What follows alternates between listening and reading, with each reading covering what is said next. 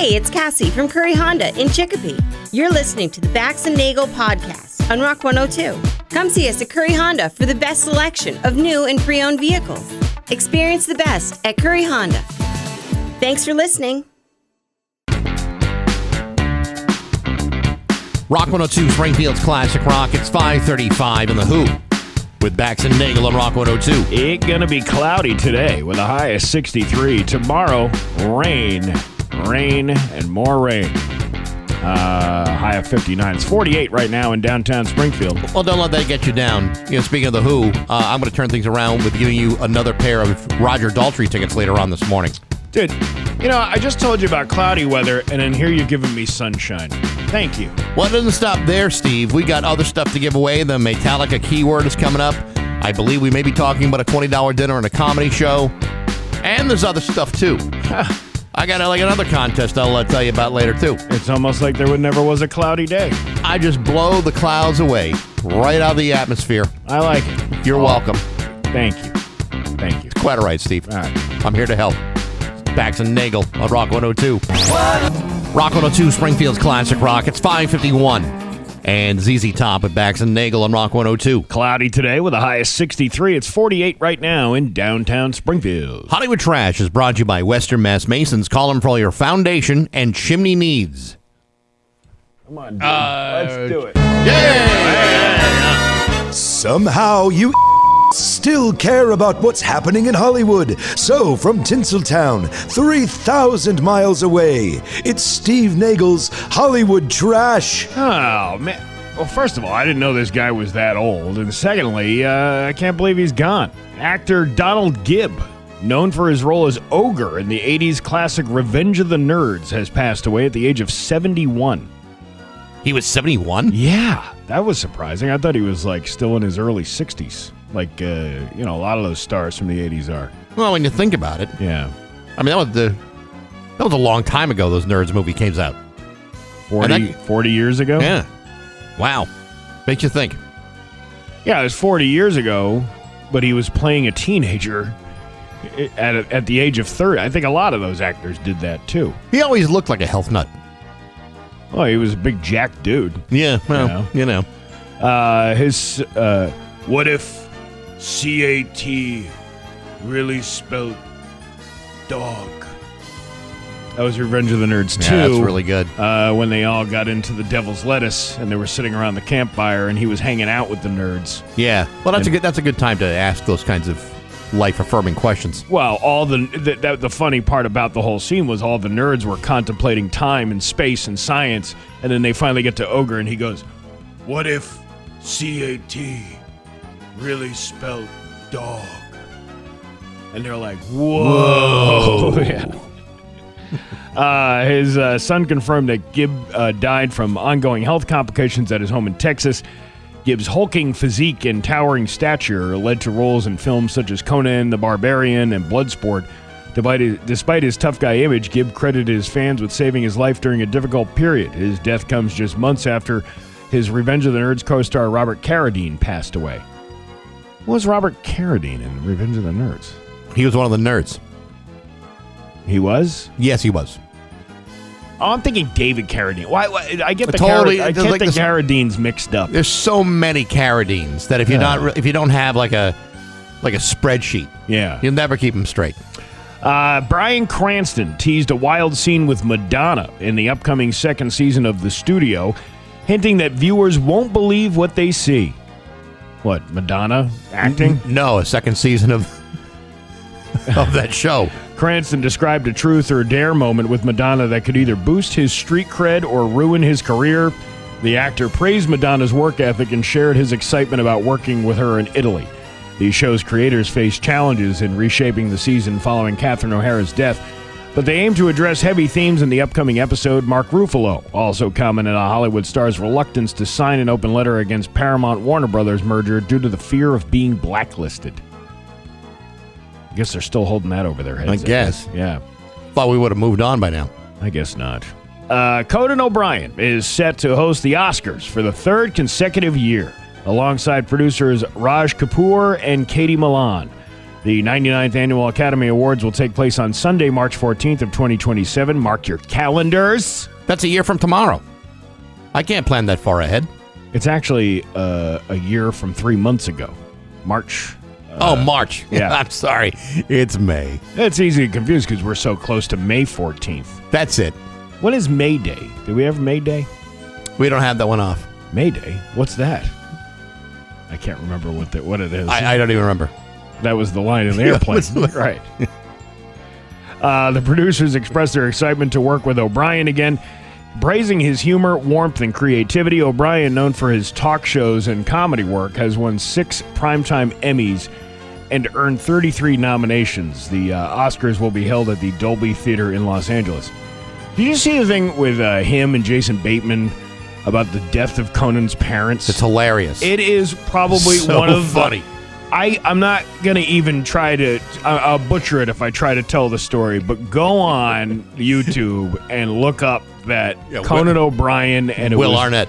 And it was Bill Hader, I think. Was it? Will Arnett. It's Will Arnett. Will Arnett and Jason Bateman. It is probably one of the most funniest exchanges I've ever seen about the death of somebody's parents. It's hysterical. Julia Louis-Dreyfus made a surprise appearance on Stephen Colbert's The Late Show as her character Selena Meyer from Veep to roast him in a hilarious, ruthless manner. Julia delivered a series of sharp and witty jokes, poking fun at Colbert's career and appearance. The segment was filled with laughter and applause from the studio. As Julia effortlessly slipped back into her iconic character, Colbert couldn't contain his laughter as she delivered the comedic jabs with perfect timing and delivery. Who is watching the late night stuff anymore? I haven't watched a bit of it in years. And one, because it's so late, and then two, it's just not that good anymore. I think it's an older crowd that is watching those late night shows. Actually, I don't think anyone's really watching them. I think they're just watching clips on YouTube, and that's enough. Yeah. Well, I don't know. I know some older folks who are traditional with their TV watching who, maybe DVR and send me clips. Maybe. Every once in a while. I wouldn't know who that would be. Do you think he records them on his phone in between bites of egg salad? Maybe. I'm just spitballing here. Actually, speaking of roasts, I watched that Kevin Hart roast the other night. Yeah. Compared to the Tom Brady one, it had its moments, but Cheryl Underwood was like the star of the show. Really? She was hilarious. Cheryl Underwood was funny? In that one, she was really funny. She got a standing ovation. Ah, that's awesome. It was really funny. I'll have to go back and watch it. Listen, skip over everything except for that. Yeah. All right, I'll have to just I'll take your advice. I'll go and skip right all the way through. That's what I would do if I were you. Tiffany Haddish's lawyers have requested a Georgia court to dismiss her 2022 DUI arrest due to delays in the case setting time statutes. The actress comic was arrested in Peachtree City after being found sleeping at the wheel. But seriously, I wasn't drinking. But I'm in a blackout. I can barely remember what happened. Just passed out behind the wheel. It's not a big deal. Does seem like a good place for a nap. Happens to everybody. Of course it does. Kim Kardashian went water skiing, with her new beau. Uh-huh. And there's video of her getting a big wet spray to the face. Really? Yeah. Well, she must have something to say. Oh my God, the last time I had a big spray to the face was when Ray J kissed the undercarriage anchovy and shot me with bathhouse confetti in that sex tape you can purchase on YouPorn for $39.95. Caitlin? Well, I never got that done and dirty with your mother, Chris Kim, but she once gave me the old spit and twist. Looks like she was giving an Indian burn to a midget arm. What are you trying to say? What I'm trying to say is she was throwing the dice and squeezing the sack twins so hard that when I arrived, it looked like someone smashed a tube of caulk with a sledgehammer. Like a Gallagher show. Oh, your mother. And that is your Hollywood trash on Rock 102. Sports on Rock 102. Stay tuned for... And now, Bax's View from the Couch. Brought to you by Rocky's Ace Hardware, your grilling destination. Weber, Big Green Egg, Uni Pizza Ovens, and Traeger Woodfire Grills. Hey, good morning, sports fans. How the heck are you? As many of you may know, baseball players have a long-standing tradition of embracing superstitious behavior. Sure, we all recall when Wade Boggs would eat nothing but chicken before every game. Mark Teixeira of the Yankees used to wear 2 different kinds of socks. Darryl Strawberry used to snort Lucky Rails of cocaine before every home game. These are the kinds of ritualistic superstitions that could uphold a player's mojo. They were the sort of obsessive-compulsive behaviors that could reverse slumps, change the course of games, and wash away bad juju. And these sorts of well-documented behaviors are long-serving parts of standard baseball tradition, and it continues to this very day. For example, Seattle Mariners catcher Cal Raleigh, the runner-up for last year's MVP award, just ended a devastating slump in which he was 0 for his last 38 at-bats. In fact, Raleigh had not connected for a single hit since April 27th, which had been the longest active slump anywhere in baseball this season so far. And yet he broke that slump by hitting 2 singles and last night's 10-2 pounding of the Houston Astros. So how did he shake out of it? According to reports, at the advice of Seattle pitcher Logan Gilbert, he decided to wash off that bad juju by showering in full uniform. Now, I don't know how you people are, but I prefer most of my personal hygiene to take place with my filthy clothes piled on the floor. To me, there are other ways of cleansing my work clothes, usually in cold water and a high spin cycle. But in this case, Cal Raleigh decided to soap up from head to toe and wash the slump away. Surprisingly enough, he smacked 2 singles the next day, thereby putting the slump to bed and validating Logan Gilbert's otherwise ridiculous suggestion. Now, Cal Raleigh is a guy who jacked 60 home runs and 125 RBI last year, and since late last month, he couldn't hit jack squat. Today, he's almost back on track. So the next time I have a bad day at work, which could happen at any second, I think I'll just rinse off, just to see what happens. But hey, enough of my yapping. Sports brought to you by Rocky's Ace Hardware. Plan ahead, plant ahead.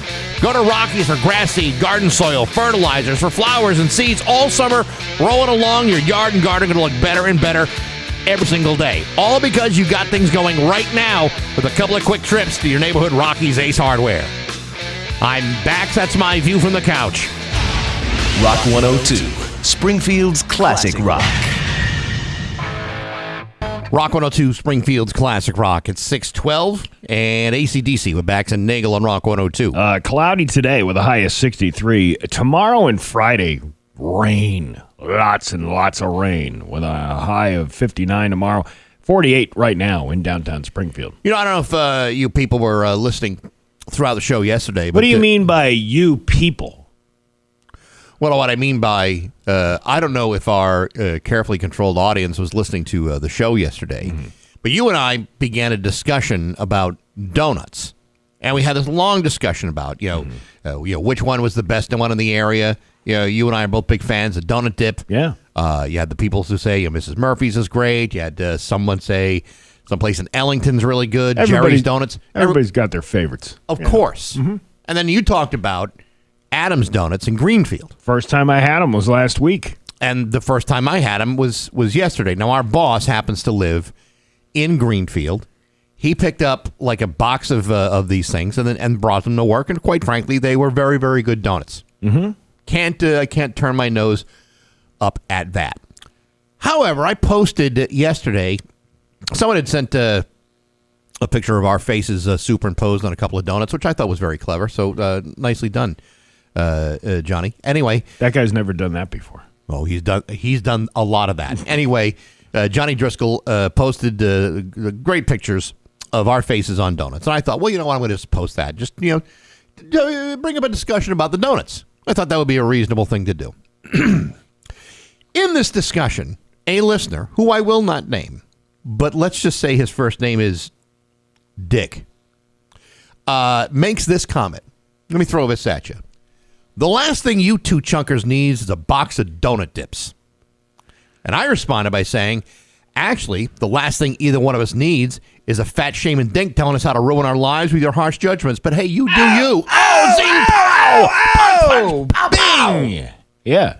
So I did a video of it and everything. And then here's the thing that really kind of is like the biggest insult of all, in my view. It's one thing to troll somebody. Okay, on the internet. I don't know if you ever noticed that sometimes people their keyboard warrior mentality. I'm really glad you brought this up, but keep going because I want to hear you. Yeah. Anyway, he says, and I quote, "Just funnin', Baxy." Okay, to me, this is the most offensive thing of the whole part of it. It's one thing to toss hurtful barbs our way because you think, yeah, well, you guys are like relatively local comedian types.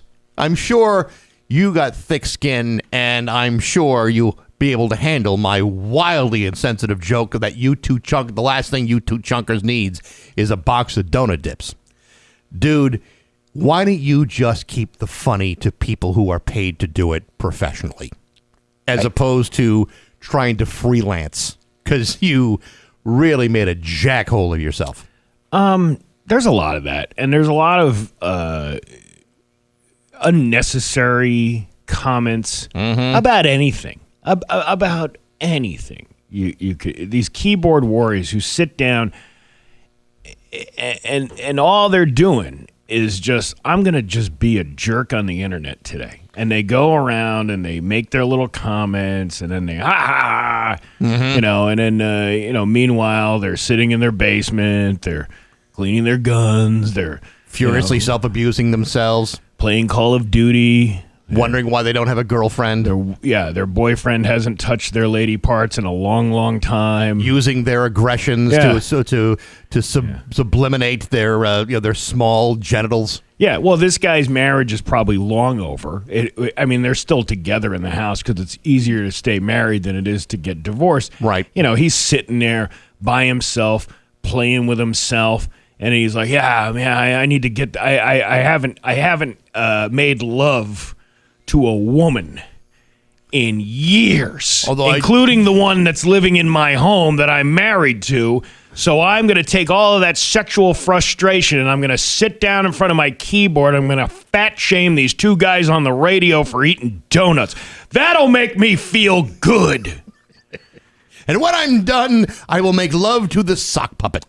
The other thing, speaking of online stuff, the political... when you sit down and write a political rant, who are you trying to convince? I think most people have already made up their mind about what they feel about, and a lot of people I know that are smart people don't post anything about that. They don't even bother doing it because there's no use to doing it, because your Facebook post isn't changing the world. It isn't changing minds either. And, I think when people do that, I think they're trying to desperately seek validation for whatever their point of view is. I think what they want to see is not somebody argue with them. I think they want to see somebody say, "You go, bitch."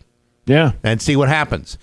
And frankly, when I see a political post, and I know you do the same thing, I keep on scrolling. I don't care what side it is. I keep it moving. I mean, you post your thoughts about the war in Iran.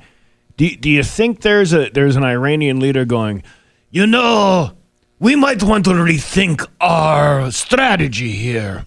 And I'm only saying this because I read a very compelling post by Joe Shodak from Agawam, Massachusetts, who feels this whole thing is unnecessary. Right. We should just drop everything. I concur with the gentleman from New England. Yeah, and the president's sitting there going, we're so close to getting Greenland, which would have been fantastic to really get. It's a wonderful place. We really would have been a great state for the United States. But then all of a sudden, I read a post by John Franklin of Greenfield, Massachusetts, who said maybe we should focus on bombing Iran instead. I can't argue with that kind of logic. I'm off the Greenfield. I'm on to Iran now. That's what I do. It's a beautiful, beautiful bombing. It's the best bombing you've ever seen. They're all talking about it. Everyone's talking about it, and no one's talking about Greenfield. Thanks to you, Joe Franklin. Your Trump doesn't sound like Trump. It sounds like a drunk guy trying to do Trump. Right. Yeah, well, I haven't really done a lot of Trump, so it's big. It's good. I don't know. Marty does a pretty good one, I think. But the point is, it doesn't matter. Nobody in power, no decision maker is going on Facebook or Twitter, or the thing formerly known as Twitter, to get real good, solid ideas from the average Joe. No, because it's people who just want to be right. They want to be right, and they want other people to agree with them. But all you're doing is just trolling. I don't. Prior to the advent of social media, you couldn't always determine from the outside looking in who was the biggest douchebag in your neighborhood or your town. Oh, now you know. Now they've exposed themselves. So, I don't think it's necessarily great that people have exposed themselves to this degree, but at least it kind of separates the men from the boys in this whole thing. The smart people don't necessarily throw that stuff out there. The dumb people who are looking for arguments and like shaming people, I think those are the ones that are the weakest of the bunch. Those are the ones that will not survive, the apocalypse. When the zombie apocalypse comes by, I hope those are the people that go first, and the rest of us can just run to safety. I can't even look at it. I have to just scroll past. We focus on. We're required to do these videos.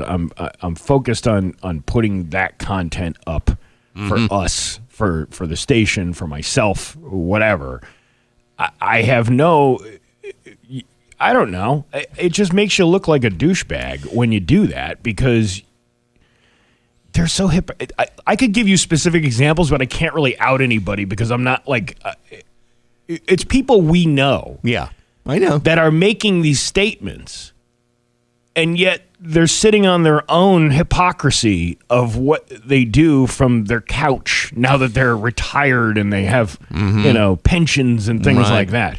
The funny thing is, there are going to be some people who say, well, you guys don't sound very thick-skinned. The fact of the matter is, I think you and I are very thick-skinned, and we can handle a joke. You know why we have thick skin?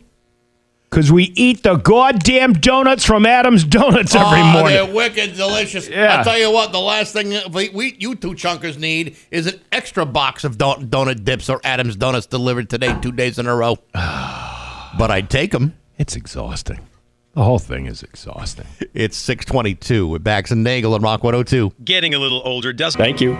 It's 6:25 with Bax and Nagle on Rock 102. Liam will have the full forecast. As many of you know, Steve Nagle's throwing a big fat party, and a big fat party boom body it is going to be. Saturday, June 20th at the Vanish Valley Brewing in Ludlow. Help celebrate the start of summer and to raise money for Rick's Place. So we've talked about Rick's Place for years. It's a great organization. We want to help them do the great work they do. There'll be live music, loads of activities, all kinds of prizes for grabs, food, fun, good times, and it all goes to a great cause. You can get your tickets right now by going to rock102.com. It's just $10.21 plus a small ticketing fee, which we can't do anything about, but every penny is going directly to Rick's Place. It's Steve Nagle's summer kickoff party, June 20th, noon to 3 at Vanish Valley in Ludlow, brought to you by Dave Miner Exterior Home Improvements, Aquapump Fathers and Son Garage Door, and the Hawkman from Rock 102, Springfield's Classic Rock. All right, you ready to laugh? Yes. All right, let's laugh. It's Bax and Nagle's Joke of the Day I'm funny how? I mean funny like I'm a clown, I amuse you, on Rock 102, I make you laugh. Springfield's Classic Rock. So a guy checks into a hotel with his family, and he goes up to the front desk, and he's checking in, and he goes, I hope the pornography is disabled here. The pornography? Yeah. He's got kids. You don't want thing. Yeah, right. And the clerk goes, no, it's just regular pornography, you sick bastard. See, he was trying to protect his family. Yeah, right, of course. So the kids don't get into movies they shouldn't be watching. Yeah, and the clerk was like, you are into that kind of thing? You sick puppy. Bax and Nagle in 6:30 with Bax and Nagle on Rock 102. It's time for news brought to you by Aquapump, an expert in all water supply systems, from the well to the pump and into the house. There's local radio icon Steve Nagle. Thanks, Bax. A Springfield man has been arrested in connection with a deadly hit-and-run crash involving a motorcycle on Route 57 South End Bridge last week. According to the Hamden DA's office, police were initially called at approximately 6:45 p.m. on May 7th regarding a report that a car had struck a motorcycle on the South End Bridge. The motorcyclist suffered serious injuries and was taken to Bay State Medical Center, where he later died. The victim has been identified as 39-year-old Miguel Cruz of Springfield. According to witnesses, the driver of the car involved in the crash stopped after the collision. A passenger then got out of the vehicle, got onto the motorcycle, and drove away, followed by the car. Following an investigation, law enforcement identified 25-year-old Jonathan Rivera of Springfield as a suspect in connection with the crash. Rivera was arrested on Monday and arraigned on Tuesday in Springfield District Court. He's charged with motor vehicle homicide and carjacking. Court officials ordered Rivera held on a $1.5 million bail. He's scheduled to return in court in Springfield on June 9th. The investigation remains ongoing. He is being conducted by the Hampton DA's State Police Detective Unit and Murder Unit. The balls that... And how, you don't even care? You just pick up... Well, you kill somebody and then you take their bike along with it? Yeah. How do you even just find any level of justification for any of that? I don't know. A Springfield officer is being recognized for her quick response and arrest of a repeat shoplifter at Big Y. The Springfield Police... Your family market? Your family market. I don't like that. The Springfield Police Department stated that Officer Kelly Diedrich is being recognized by Superintendent Larry Akers for her quick response, which was greatly appreciated by the managers and staff of the store. Police say the suspect has been a persistent shoplifter, meaning Mr. Five-Finger Discount all the time, and a problem for Big Y employees, and Officer Diedrich's actions were greatly appreciated by the managers and staff of Big Y. Well, thank you, Officer Kelly. Did we know what this person was stealing? No, I don't. Officer Diedrich also notified the suspect has been trespassed from the store. God, can you imagine being barred from a grocery store? I mean, what are you going to do? What are you going to eat? Did Big Y award her with a vintage gold coin for saving? Boy, those take you back, don't you? Oh, man. Yeah, free slice of pizza and a soda. I know, yeah. Right? Yeah. Free Superbird every once in a while. That's totally worth... Well, they don't sell the Superbird anymore. But, even they got a rotisserie chicken in a bag. Yeah. I would take that today. $2 off cod at your fish market. Yeah. Yeah. Man, that takes me back. Those are the good old days. But nevertheless, I would like to know what this guy stole. I mean, did he steal a box of punchkis when they were around? Because I'll tell you, they're delicious.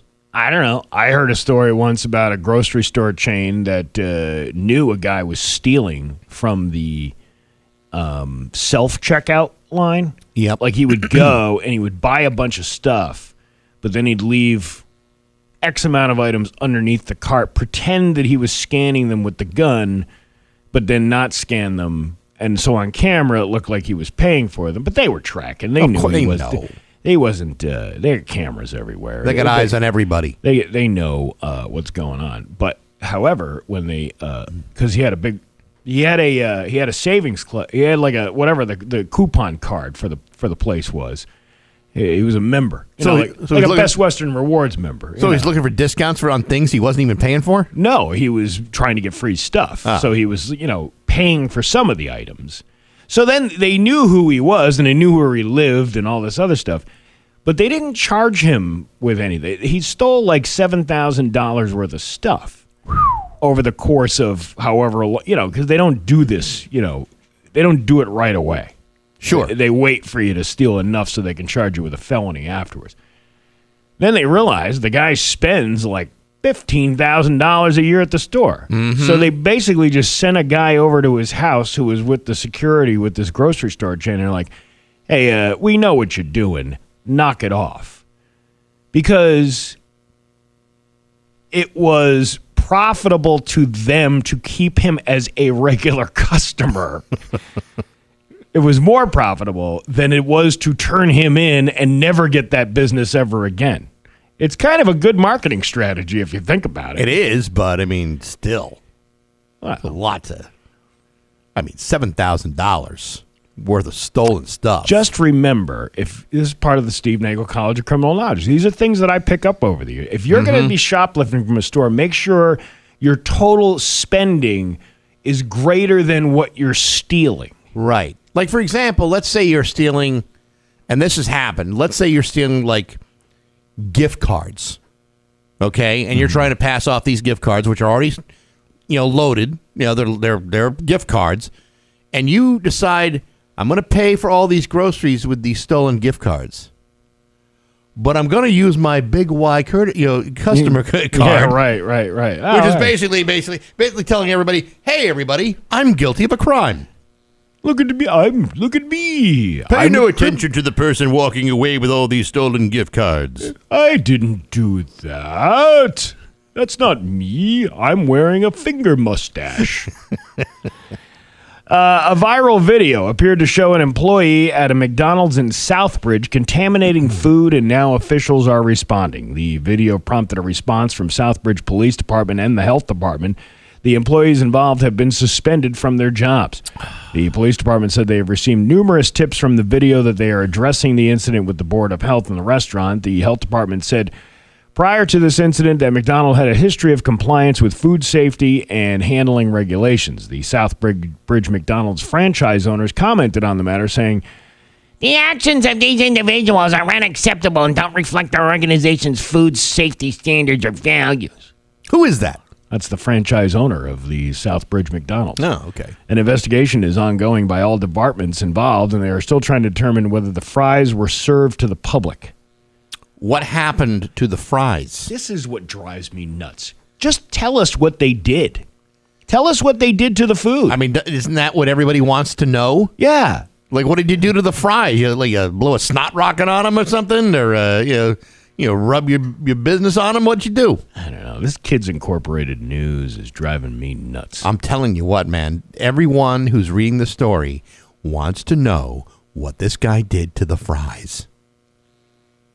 To be honest, that's the only part of the story anyone really gives a damn about. Now, these kids that go to these journalism schools nowadays, you used to learn the who, what, when, where, and why. Yeah. And the hows. That's right. Did we shorten that from the 5 W's to maybe the 2 W's? Yeah. Or the 3 W's? Like, what do I see in this moment? And what can I say about it? I see a press release from a McDonald's franchisee that says we're sorry.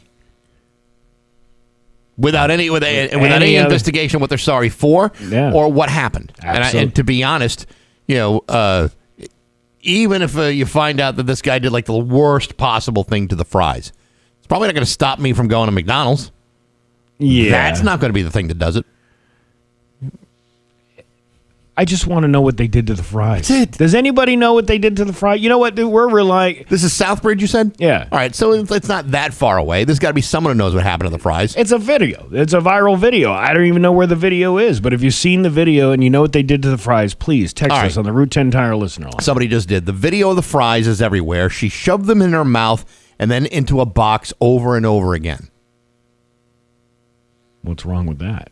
Well, you want to make sure the fries are delicious. Did they then serve it to the public? It sounds like she put them in their mouth, put them back in the little box, put them in a bag. Thanks for coming to McDonald's. That'll be $700, please.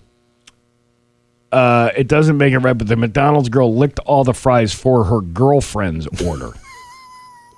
No, that's what friends are for. That doesn't seem as bad.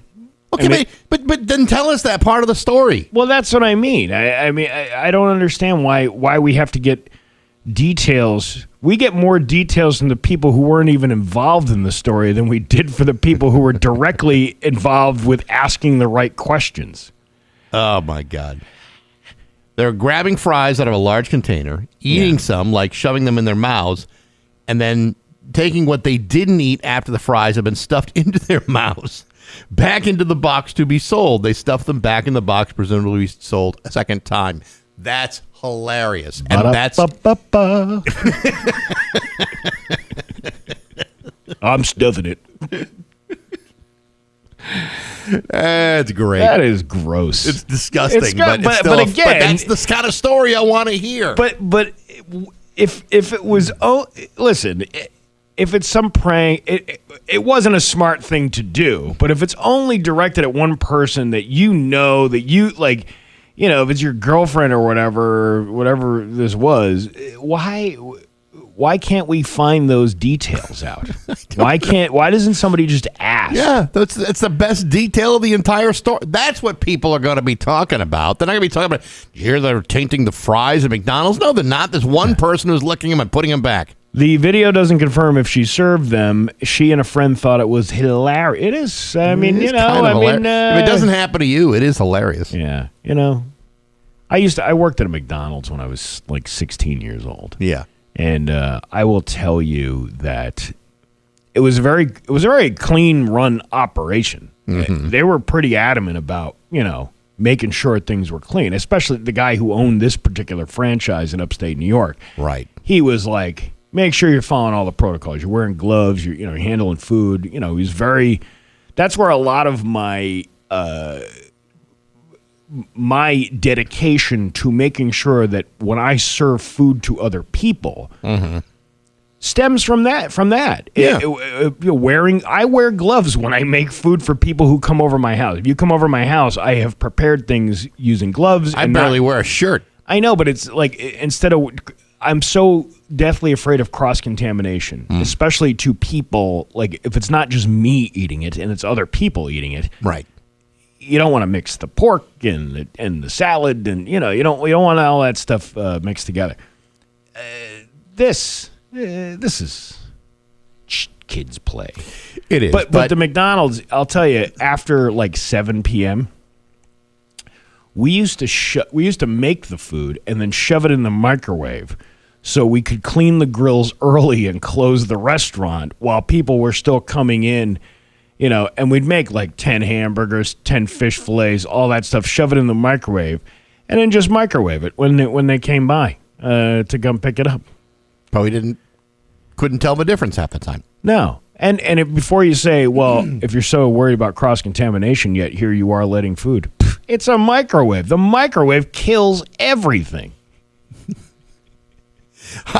You'd be hard-pressed to find a single person that got some sort of disease from a food made in a microwave oven. Before you start arguing with me, don't argue with 16-year-old Steve Nagle. He knew what he was doing at the time. He didn't want to be there all night long. Hey, listen, what makes you any different than any other 16-year-old kid in America? Nothing. Right. Absolutely nothing. Your Pioneer Valley forecast today is going to be cloudy with a high of 63. Tomorrow, rainy with a high of 59. It's 48 right now in downtown Springfield. I'm Steve Nagle, and that's the news on Rock 102. Oh, yeah. Rock 102, Springfield's Classic Rock. It's 6:52. And Joe Walsh with Bax and Nagle and Rock 102. It's going to be cloudy today with a high of 63. It's 48 right now in downtown Springfield. Yeah, I can't say this enough. Steve Nagle's throwing a big fat party on June 20th. It's a Saturday, Vanish Valley. It's Steve Nagle's summer kickoff to celebrate and to help out Rick's Place. Great organization that helps grieving children, teens, and their families after the loss of a loved one. We want to help them continue the great work that they do. Live music, loads of activities for the kids, prizes like you wouldn't believe, food and beverages for sale from Vanish Valley. Hot Rod Dog and Malicious Ice Cream Trucks will be there. Get your tickets now at rock102.com. Just $10.21 plus a small ticketing fee, every penny of which is going directly to Rick's Place. It's Steve Nagle Summer Kickoff, June 20th, noon to 3 at Vanish Valley.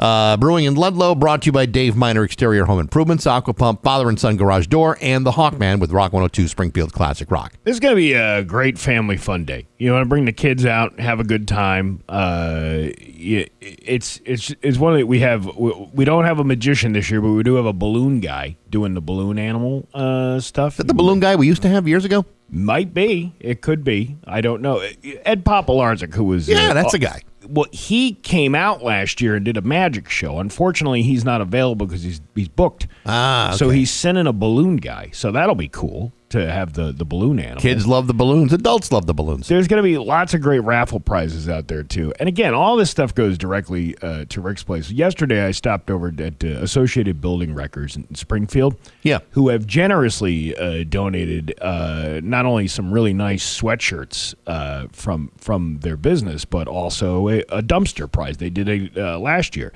This year, they're bringing over a truck. We're going to have like a little mini touch-a-truck thing for the for people. They're bringing over. They're going to show you what the dumpster looks like, but the kids can check out the dump truck and all that stuff. Which Right. kids like that stuff. And then also this guy Wayne Carter, who works over at Associated, he's got the tractor pull pickup. It's one of these things. He's going to bring that. That's cool. Yeah, so you can see, pretty cool little thing. And then the Ludlow Fire Department will be out there with the touch a truck, fire truck, dump truck, tractor pull truck, and the Hawkman. I don't know if you can touch him or should. Well, I mean, you have the kids just climb over that wheelchair and touch all the buttons. Yeah, push yeah. the little horn. He'd and everything. love that. Oh, he would absolutely. Now love that you talk about it, yeah, maybe He's willing to do a lot of things. Hawkman would be a part of the touch a truck event. The funny part about it is he would agree to that. He's like, Mr. Nagle! Tweet, tweet, tweet. Yeah, tweet. The birds are telling the kids to touch the wheels on the bod. Don't let the air out of the tires. Does he have? I wonder if he has AAA for that. If he gets a flat, traveling from Ludlow to where. I don't know if he gets a 24-hour tow service plus free triptychs for every trip he goes on. I mean, it would make sense to have an Auto Club Association membership doing that. I'm sure he's covered. You think so? Yeah, in case of a breakdown. I think it's kind of nice. Yes, you get first 50 miles are free. You got to listen. I can see him being towed, sitting on a flatbed, all strapped in, ready to go. Now, battery service, if you buy the battery from them, they won't charge you for the service call. I can see him on a flatbed looking like Granny Clampett in the jalopy at the Beverly Hillbillies. Yeah, exactly. Yeah. It's 6:56 on Rock 102. Call or text us anytime on the Route 10 Top. Community Kind member FDIC. I'm Scott Cohen with sports on Rock 102. Stay tuned for Bax's View from the Couch. For the ones who get it. And now, Bax's View from the Couch. Brought to you by Rocky's Ace Hardware, your grilling destination. Weber, Big Green Egg, Uni Pizza Ovens, and Traeger Woodfire Grills. Hey, good morning, sports fans. How the heck are you? As many of you know, the Boston Red Sox stink. That's not exactly news to a lot of people. They've stunk all year long, and they're very likely to stay that way for the remainder of the season. Last night, for example, they were soundly beaten by another underachieving team, the Philadelphia Phillies. Now, you would like to think that even a crappy team like the Red Sox could handle playing at home against a team that's 2 games under 500 themselves. Well, this might come as a surprise to you. Clearly, they could not. You see, unlike the Red Sox, the Phillies have been a bit on a run as of late, having won 3 straight and winning 6 out of their last 8 games. In fact, they've improved to 11-3 since they hired Don Mattingly to replace Ron Thompson on April 28th. How many games have the Red Sox won since they fired Alex Cora 3 days earlier? They've won 7. Last night was not one of them. You see, last night the Red Sox lost to Philadelphia by a score of 2-1. That first run came in the first inning when Phillies designated hitter Kyle Schwarber hit his league-leading 17th home run of the season. Also his 6th home run in the last 5 games, which ties a franchise record. Man, if only the Red Sox could find a guy like Kyle Schwarber. Oh, wait. That's right. We did have Kyle Schwarber. He was a guy that jacked a grand slam for the Red Sox in Game 3 of the ALCS against Houston 5 years ago, back when the Red Sox were a winning baseball franchise. And who was the manager back then? Oh, wait. It was Alex Cora. Of course, the Red Sox were unable to keep Kyle Schwarber due to an inability to negotiate a proper contract, leaving him to file for free agency. He's a 3-time All-Star and a 2-time National League leading home run champ. That's the last sort of, but that's the sort of player that the Red Sox would never want to throw money at. Nevertheless, Schwarber was trotting around the bases last night, and I find myself not being able to let go of the fact that the Red Sox are about to lose 3 of their last 4 games, and tonight might just be one more. And I think that would be simply terrific. But hey, enough of my yapping. Sports brought to you by Rocky's Ace Hardware. 950 degrees. That's how hot a Gosney outdoor pizza oven will get. Gosney, the outdoor pizza oven created by and for the world's best pizza makers. Up your pizza game right now. Get a Gosney at Rocky's Ace Hardware, your grilling destination. I'm Bax. That's my view from the couch. Rock 102, Springfield's classic rock. 10. and Aerosmith with Bax and Nagle on Rock 102. Cloudy with a high of 63 today. Tomorrow, rainy with a high of 59. That's JD's Got It Good on Rock 102. It's 48 in downtown Springfield. Hey, here's an unusual twist. Marty Caproni is in the studio talking about $20 dinner and a comedy show. I can see by the joy in your faces. Yeah. Well, I'm happy you're here. Oh, thanks. I'm happy to be here. I've never been more delighted in my life Well, thank you. I'm a than little before bit- you got in. I'm a little bit of a delight. Yes, you are. You are an absolute pleasure. Anyway, what's going on with you? Nothing. Liar. You don't think I'm a ray of sunshine, Steve? You are. The heck with you. Oh, it's like every time you walk in the room, it's like Well, we're pink, like- fluffy unicorns dancing on rainbows. We're like a very aged gap married couple here, and every once in a while we get on each other's nerves. So it's nice to bring in a cuck every once in a while to watch what's going on. Yeah, if you notice, we set a chair on the side for you to enjoy it. See, you're sitting in it right now. Why is this their weird Holiday Inn chair in the corner? Sit back and relax and watch the show. Yeah. Now, if you're at a really nice hotel, there's two of them, and that one I never figured out. Like, I mean, I don't need a whole audience here. That's for the Russian judge. $20 dinner and a comedy show tomorrow night at the Shortstop. Stuffed shells and rice. Yeah, which is delicious, actually. I'm actually excited. I was busting on the Beal, but I missed the meatballs the last Thursday when he had them. I was like, oh, man, we haven't had these in so long. They're good. And we haven't had stuffed shells in a few months, so I'm excited. Tomorrow morning, Brian Plum will be in here. Yeah. And I have another driving story about him. Another already? That I will wait until tomorrow, and we can talk about. We're gonna have so many stories. This week, right? This week, and we have Friday. We have the Habitat for Humanity show that we're doing. Yeah. If people in and around Chicopee want to come out to that, and then Saturday we're Broadbrook Opera House. But in 2 weeks, we are all driving down to Myrtle Beach. Oh, hell yeah. Well, not all of us, are we? You're welcome. There's plenty of room in the minivan, right, Steve? In the minivan of broken dreams, heading down to Myrtle Beach, South Carolina. Well, it sounds like fun. So when is that's next week? The last weekend in May. Weekend of 30th. Yeah, no, I can't do that. No, I mean, I can't be here without you guys. Oh, okay. That's how much I care. Yeah, you can be here. I'll figure it out. Anyhow, let the boss run the stuff. It's just regurgitated drivel. Anyway. No, I hear you. It's going to be that's going to be interesting because Steve and I have to figure out our driving shifts. So because we're going to leave after the Thursday show, we're going to jump right in the minivan and go. And part of me thinks that I'll drive the first shift, maybe. Yeah.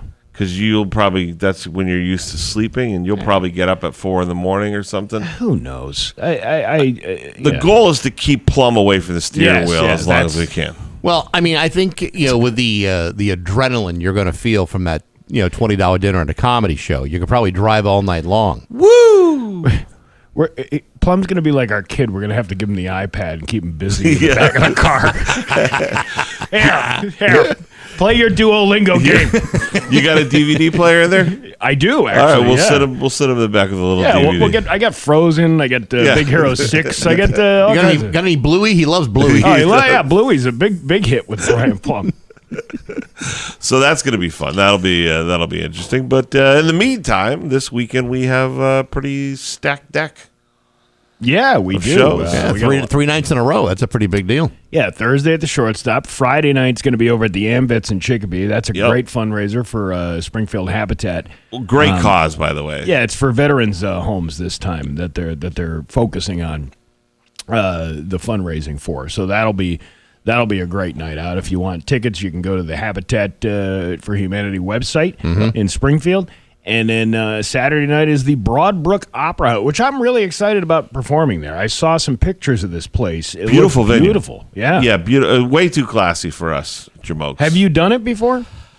I haven't done the venue, but back in the day, I went in there because they were interested in doing comedy, and I went in there and looked at the venue and everything, met with the people. They were very nice. Yeah. But and then when they met you, they were suddenly disinterested in comedy. I think they were turned off, yes. Yeah. No, they...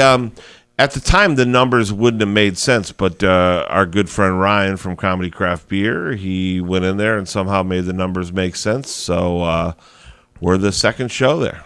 He's our Shaggy. No. Gee, Scoob, got a comedy show for you. Like zoinks, dude. Do you know, when I was a child, it never dawned on me that Scooby-Doo and Shaggy were doing weed, like that they were high the whole time? You couldn't tell by the way Shaggy was dressed that Scooby snacks were not exactly milk bones.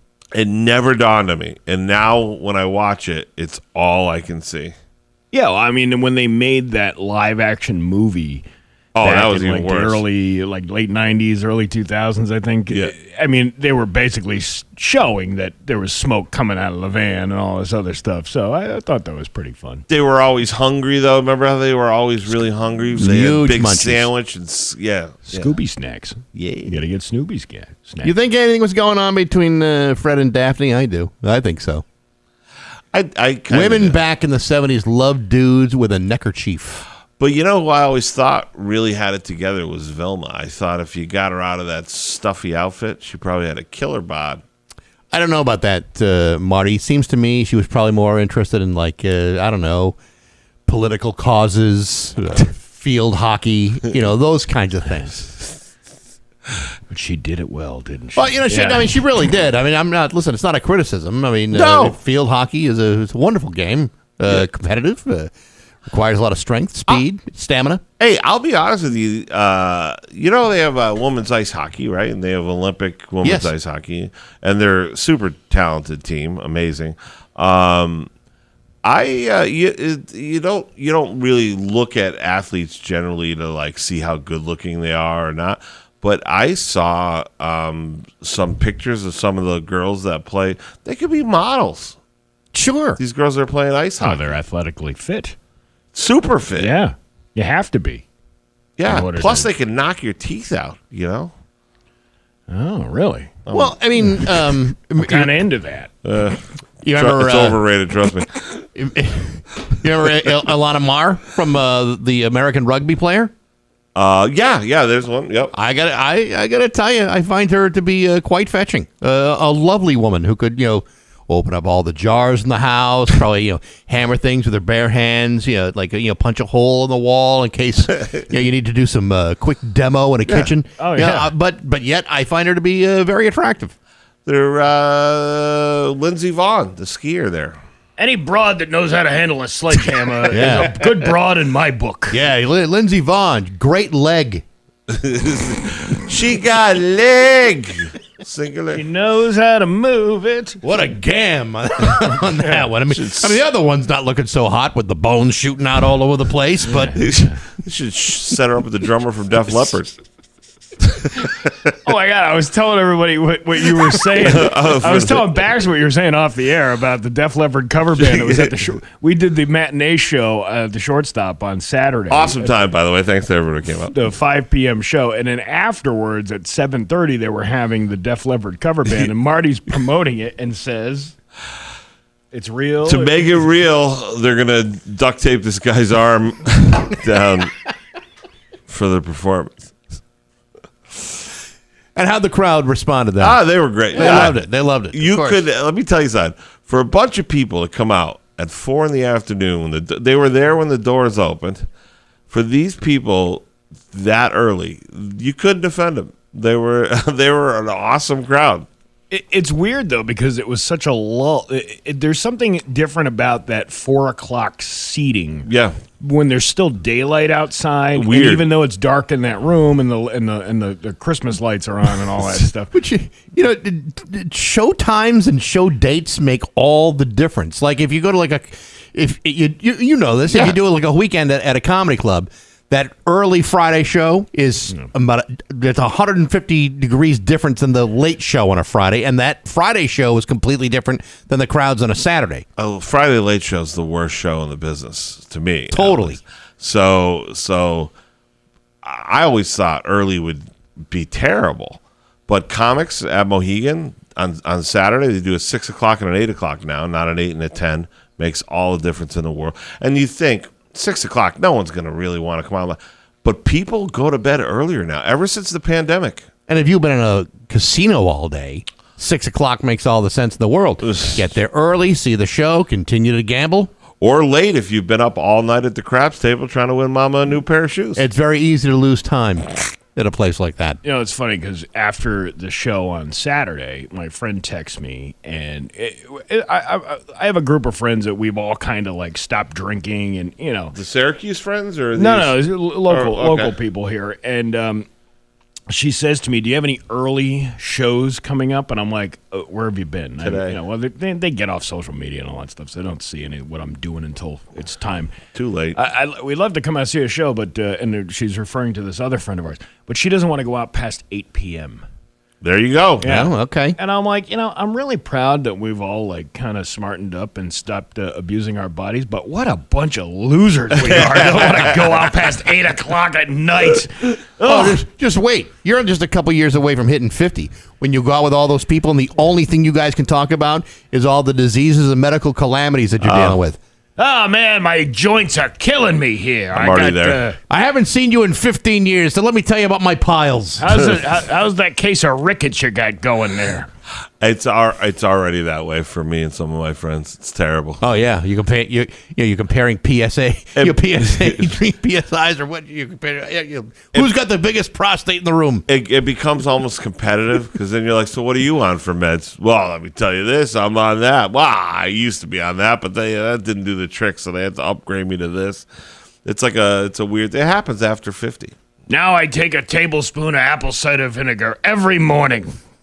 I gotta start doing that. Everyone swears by that. Yeah, it's supposed to. I haven't done it. The thing, it would probably give me heartburn, I would imagine. They have gummies, apple cider gummies or something like that. There's got to be some like health. There used to be a great people one swear in by Chickabee, it, and actually people who have like GERD issues, they swear by it. Yeah, GERD. Yeah, GERD. GERD. You got the GERD. I got the GERD. It's like the gout, but not. It's upset stomach. Yeah, well, it's like a heartburn or reflux. Well, when you have nausea, heartburn, indigestion, upset stomach, diarrhea. There's medicine out there. Oh, there's always something. Yeah. Always something you could take. When you said upset stomach, I literally sung that song in my head. Yeah, well, that's the whole point of doing it. Isn't that crazy how evil someone, like, you have this beautiful music talent, and then some company's like, sing us a song about upset stomachs, nausea, and diarrhea, and you're like, gotcha, and then you use that. We were talking about that. Yeah, Barry Manilow wrote all those. What?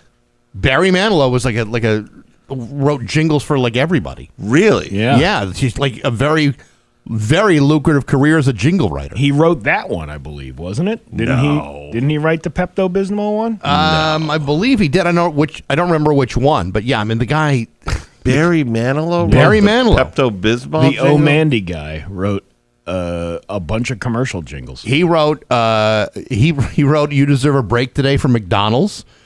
Things for Dr. Pepper, Kentucky Fried Chicken, State Farm Insurance. He's the guy that wrote the song "Like a Good Neighbor, State Farm is There." That's Barry Manilow. Really? Yeah, I am stuck on Band-Aids because Band-Aid's stuck on me. That's a Barry Manilow track. Usually I come in here, and other than plugging this Thursday $20 comedy show, it's I get nothing out of it. Maybe a donut if I'm lucky. But today I'm going to leave here with some actual knowledge that I'm very happy to provide it for you. Yeah. It's I got a buddy. Oh, the spirit of Dave Coombs is in there. It's 724 on Rock 102. The Rock 102 app. Download. 727 with Bax and Nagle on Rock 102. Liam, we'll have the full forecast for you. This week on Baxi's Musical Podcast, you're getting not one, but two exciting episodes. The first one, Ian Dench from EMF. Remember the song Unbelievable? Yep. Well, they're got a brand new EP out. A new album's coming out next year. They're also going to be at the Space Ballroom in Hamden, Connecticut on Saturday. Really interesting guy. He's been on before. Really, really cool. Tomorrow, a bonus episode with Jules Peters. She's the wife of the late Mike Peters from The Alarm, who died last year after a 31-year battle with leukemia. He had cancer. She had breast cancer simultaneously. And right before he died, he recorded what will be his final album with The Alarm, and it's being released on May 29th called Transformation. I've heard it. It's freaking amazing. It's an incredibly powerful record. And it's incredibly emotional conversation that we'll hear tomorrow on Apple Podcasts, Spotify, YouTube, and on the app, all brought to you by Metro Chrysler, Dodge, Jeep, and Ram at Chicopee. If there's one interview to listen to, it's going to be that one. Yeah. It's awesome. Absolutely awesome. That's like one of those stories that you kind of hope, and if things are right in the world, that one of those songs will blow up, and then she'll have money for the rest of her life. Well, she's going to do okay. The Alarm had their hits back in the day, but I spoke to Mike Peters back in 2023, and he was an amazing guy, and one of those guys where you just hope he gets better. And unfortunately, that wasn't the case, but great interview, and you'll hear that tomorrow on Baxy's Musical Podcast. Yeah, well, I told you, she's a widower. Or widow. Yeah, I'm a widower. I could. Well, she and I are the same age, Steve. Can you handle being with a cougar? Yeah, at that point, it's a puma. But yes, whatever. Could. Yeah, all right. But yeah, I could do it. Hey, listen, she's a lovely lady, but I don't think she's ready to quite move on yet. You don't know that. I don't think she's ready. She don't want some yet. young buck from Huntington, Massachusetts. Yeah, you really offer so much. I do. I bring a lot to the table. Meaning, whatever takeout I bring home, like Taco Bell or McDonald's or something like that. Well, she lives in Wales, so it's not exactly like she's right here, in, right next to Southbridge. No, the one next to Scotland. That's the one. Wales isn't too far. It's a bit. It's some could say it's probably not far enough. You never know. I'm just throwing it out there, throwing it out in the universe. See what the universe brings me back. Maybe, maybe a rich royalty funded widow. I hope it manifests your way, Steve. Well, really never know. Yeah, you got to review The Secret. You got to do that. She's not ready to date yet. Well, Steve and I had this conversation the other day at breakfast. Can I say this? No, not yet. No. I was going to say the story about around your neck. No, I don't want to talk about that. No, I want to hear it. No, well, you can hear it off the air. Fine. You can hear it off the air. It's 7:30. News is next to Rock 102. Here's your weapon. 7:33 with Bax and Nagle at Rock 102. It's time for news brought to you by Naples Home Buyers. They buy homes as is and offer solutions to any problems. Naples Home Buyers. Here's local radio icon Steve Nagle. You know what? That might be a new bit someday. That might be a new bit. In hindsight, maybe that would not have been a good story to tell here on the radio. No, not on the radio. Maybe on stage in front of other audiences. Please tell it Thursday at the show. All right, I'll tell it. All right, now everyone has. Trust me when I tell people. I'm only going to do it if somebody comes to the show and wants to hear it. All right, so please, whoever's listening, come to the show, and when you're checking in, say, I came specifically I want to hear for the Steve Nagle story. The one that you were talking about that you can't say on the radio. Oh, God, please, someone. You'll enter the door saying, I love Steve Nagle on the radio, but leave the places. I never want to hear that guy again. That's so great.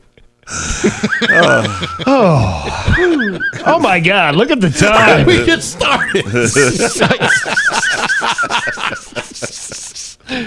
I didn't even pull up a story yet. You don't need to. Let's see. Hey, the admission prices are going up at the Holyoke Children's Museum. If you love the Children's Museum in Holyoke, you're going to soon see higher prices at the door. Starting July 1st, general admission will be $10 a person. What a shakedown. As opposed to $8 with memberships, birthday parties, field trips, and other services, also getting a price bump for the first time in years. Museum's leaders say that kids under 1 and members will still get in free, and families can lock in today's lower rates on ticket memberships through June 13th. They got a pretty cool little place there. And the reason I know that is when my daughter was in the Colleen thing, I needed to go to the bathroom somewhere. And they're not supposed to let people in, but the guy could tell on my face that I really needed to go. Yeah. And he let me in, and then I was looking around the place. I'm like, this is actually a really nice facility. They charge you $10 to use the toilet? I offered to pay it. Wow. Yeah, I offered to pay. The guy was like, no. You know you really got to go, and you're willing to drop cash for use of a toilet. Yeah. Well, anything to not use a porta potty. I used to take the kids there all the time when they were little. Yeah, it's a really cool interactive children's museum. They have all these little things, like they have a grocery store set up, and I think it was Big Y who like donated the actual scanner thing or whatever, and then they have like a wind tunnel thing you can go through. They have a construction zone. It was all pretty neat stuff for little kids. They're already training the kids how to work at Big Y and scan their own groceries. Like we were talking about the guy who got in trouble earlier. Yeah. For not scanning the stuff under his cart. It's like, what are you going to do? Fire me? I don't work here. Why am I doing your job? They didn't prosecute him because he was spending more money at the store than he was stealing. By the way, if the guy, I'm not often will you find me in the side of somebody who is quote unquote stealing, but if the guy's spending that kind of, if the guy wanted to clip coupons and be a nerd, he would have saved more than what he saved by having that roll under his cart.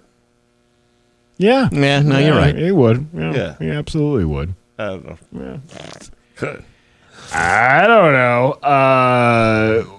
I'm trying. What's going on in the world, Steve? I'm trying. You should do the one about the shooting yesterday in Cambridge, because for all the guff you give the Mass State Police all the time, a Mass State Police trooper. Yeah, we and a off-duty or not off-duty, but a civilian who was a former, well, not a former, but as a Marine, saved the day. Yeah, we talked about that yesterday. We did. Oh, okay, all right. We can talk about it again. A gunman opened fire on vehicles on Memorial Drive. They said it was Springfield when they did. Remember, I said they. Yeah, the was it? Yeah, it said Springfield, but it was actually a Cambridge story. I don't know why that happened. I don't know why that happened. What are the odds, though, that in Cambridge there's going to be a civilian with a gun? You're right about that. You know what I mean? Yeah, a gunman opened fire on vehicles on Memorial Drive in Cambridge on Monday afternoon, leaving 2 drivers critically injured before being wounded and taken into custody himself. The shooting sparked a massive police investigation along Memorial Drive, with cruisers blocking traffic and damaged vehicles left on the road and elsewhere. Cambridge police shared a statement saying there was no danger to the public after a 911 call for gunfire on Memorial Drive near River Street. Video shared with NBC 10 Boston shows what appears to be a man exchanging gunfire, while witnesses describe seeing someone shooting at cars on the major Cambridge thoroughfare. The gunman was identified as Tyler Brown. A civilian rushed to end the shooting, who turned out to be an off-duty state trooper and a Marine. Oh. And took him down. Yeah, well, you know what? He wasn't on the clock. Good for him. I respect the Mass State Police. Hard job. I know several troopers. They're good, hard-working guys. But there's scandal and everything. There's always going to be. You have an organization that large. True. There's always going to be some sort of weird stuff going on, and it's not all of them. I give them credit, because you have any idea how hard it is to keep track of all that overtime? It's so hard. Well, that's why you just write it down and say you did 4 hours, even though you didn't. You know what they should do? They should make a thing where you can only work so much overtime when it's capped, and then at the same bill, they should pass where if you do something heroic like that, you get like a $200,000 bonus, or you know what I'm saying? Yeah. So. What, like if you take somebody down as a civilian? Like if you stop some major crime like that where you're off duty and you're doing, like, you should get some kind of financial reward for putting your butt on the line, right? Because you weren't working. You know what I'm saying? Yeah, a little bonus, rather than have to work 9,000 road jobs so that your overtime goes up, so your retirement goes up. Well, I don't think they're just going to give that up, and if they have to, get rewarded for what kind of crimes they're busting, I'm going to guess you're going to see a few guys get a little aggressive on the job. Just to put a few bucks in the pocket. I know I would. But I'm largely a pretty irresponsible human being to begin with. Listen, I told you yesterday, if you butter them up enough, you can get a nice CDL license. You know what? I mean, if you're going to a big scheme. Hey, we got enough people that would help us out. Let's say we get Cluets involved. Hey, Cluets, this state trooper needs a dishwasher, and I need a CDL license. What kind of deal can you give on me for this dishwasher to give to this state trooper? Not full value. Not full retail value. I can get you a discount on. He wants a KitchenAid dishwasher. Oh, those things are like $1,200. To be fair, in some states, I think California is one of them, they were giving out CDL licenses to people who were not here legally that didn't even have documentation. They were giving CDL licenses out to them. So, maybe a cop figured out a way to make a little money here. My favorite is when they do get caught doing things like that, and then all of their text messages are revealed, much like the Karen Reed case with Michael That's Proctor. my favorite quote. Could you describe to the court what a leaky balloon knot is? Yes, I'm speaking about her posterior, her rear end. No. What is it? The cleft. Oh yeah, the cleft protruding. The cleft of her bottom protruding from her trousers. Yeah, that was another guy. There was a guy who was upset that he had plumber's crack, and he got ridiculed for it at work. And it was, and the precise professional description was a cleft protruding from his bottom of his trousers. So fun. Even though she was found not guilty, she was sentenced to a lifetime of everyone saying leaky balloon knot. I'm sure she should just embrace it and sell merch. Well, before John Wayne.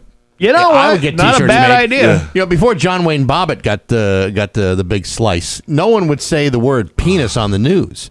Well, now that leaky balloon knot is out there, you have her to thank. These are these became new additions to our forever lexicon. We'll always be talking about those words. All bets are off. I remember my mother almost having a heart attack when Bill Clinton was involved with Monica Lewinsky and that whole scandal. Never in my lifetime did I ever think that they would be talking about oral sex among the president on the radio. Look.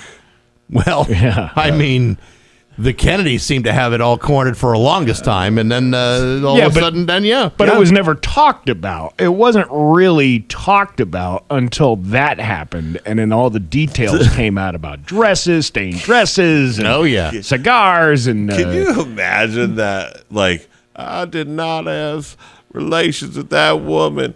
And then he's probably talking to his buddies. Well, what you gonna do? You can't prove it. You kept the dress. What's wrong with you? Who keeps a dress? I didn't lie. She wasn't a woman. She was an intern. That is the next to Jackie Kennedy's pink pillbox hat and dress. Right. That is the most iconic presidential outfit in history. You might be right. Yeah. Oh, my God, look at the time. Your Pioneer Valley forecast today is going to be cloudy with a high of 63. Tomorrow, rain with a high of 59. It's 48 right now in downtown Springfield. I'm Steve Nagle, and that's the news on Rock 102. Oh, yeah. Looking for a night... Rock 102, Springfield's Classic Rock. It's 7:52 in Led Zeppelin with Bax and Nagle on Rock 102. Going to be cloudy today with a high of 63. Tomorrow, rain with a high of 59. Perfect night to come out to a $20 dinner at a comedy show. That's it. It's going to be rainy. What else are you going to do? You're not going to be out there barbecuing. You're going to stay dry, and you're going to eat stuffed shells and rice, and you're going to laugh your butt off. And, there's such ample parking over there. It's a very quick run from the front door to your car. So, I mean... You should be fine. I mean, let's be honest. I don't even care about anything else other than the fact that I want somebody to come and tell Steve yes. Yes, tell the story that you want to hear. Just specify. Say you got to tell a story that you couldn't tell on air on stage. It's so worth it. It's so dark, yet so funny. It is. It is the darkest of dark when it comes to Steve Nagle. It's like I think you can't get much darker. In the next hour or so, there'll be a whole slew of very exciting contests. They'll have tell you everything about it a little bit later, but I will tell you right now. You talk about the Steve Nagle summer kickoff at Vanish Valley. Yeah, I don't know. You've been to Vanish Valley? Awesome, hell of a place. Great food, good beer, lots of good times. We happen to have a $50 gift card to Vanish Valley Brewing to give away. Wow! I know. Right. Yes, they do a lot of great work over there for a lot of charitable organizations, as well as the regular entertainment that they have on a weekly basis. It's a cool place to hang out. They got the games outside. We were there not last weekend, the weekend before at Codtoberfest. Oh yeah, that's right. That was a great time. You can sit out. The food's really good too. Mike, who's the owner, does it. It used to be Europa. Remember Black Rock Grill? We used to do comedy in the basement there when they had a basement. Yeah. Remember I opened for Screech back in the day? Dustin Diamond. When Europa was over in South Hadley? That's right. Yeah. Yeah. Yeah, man, that was R.I.P. I think Dustin. that was a regrettable hire on their part. Well, I mean, not because of you, but mostly because of Dustin Diamond. I had him at Cabot Comedy Club back in the day. He did great, and he was a joy to deal with. So I did 2 shows with him. Actually, I did 3 shows with him. He did a Thursday night at the Westwood in Westfield. This was going back. This was what, 2008 or 9 or whatever. Easily, yeah. And people were walking out. Like they were just like, what is this? This isn't the guy that we know from the show. And like the comedy was not. It was kind of hacky. It was kind of Yeah, I mean, listen, I'm not saying he was Richard Pryor, but he did a really good job. The people who came to Cabot actually had a good night with him. But he had been stabbed by then, so I think he was much more grounded. I think that really would change your outlook on it. Was he stabbed or did he stab somebody else? He stabbed somebody, but they were trying to stab him. Oh, I see. Yeah. It was a self-defense move. Yeah. But maybe that changed his outlook on life. He was a pretty nice guy. Sometimes, you got to cut him. You just had a bad night in the. Everyone's due for a bad night for bombing. What I was going on to say was the 2 Saturday shows. People were walking out of that too, going, "How did we pay $40 a ticket?" All right, but on the other hand, what were your expectations really? Well, the real headliner was the food at Europa. Back then. That was. I don't want to distract from it. My point is, it is a very good venue. They have that nice deck out there, so especially if it's a nice sunny day. Plus, you can. I heard you guys talking on the way, and you can touch Hawkman. You're not okay. I was told by his mother, please don't touch the wheelchair because there's too many buttons and fragile things that you can't touch. But he was all about it. He was like, I can jump on my welder anytime. Will he have the bird there?